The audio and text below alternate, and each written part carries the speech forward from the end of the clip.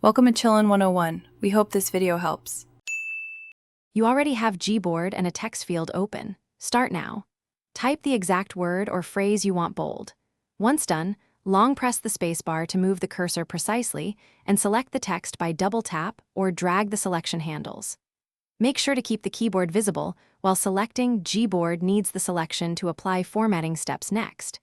If you accidentally deselect, simply tap the text field again and repeat the selection process quickly.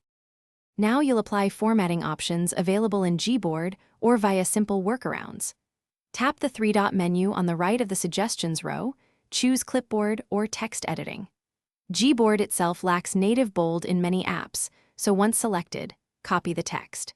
Then paste into a formatting helper app or wrap the text with markdown-style asterisks like this asterisk if the target app supports it. You do this because some apps auto-render. To finish, paste the formatted text back into your original app and confirm the bold appearance.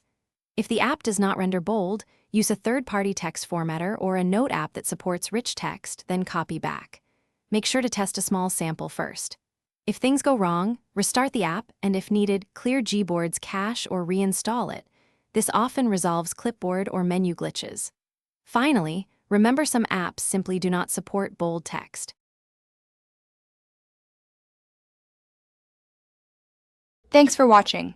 Consider subscribing if we helped you.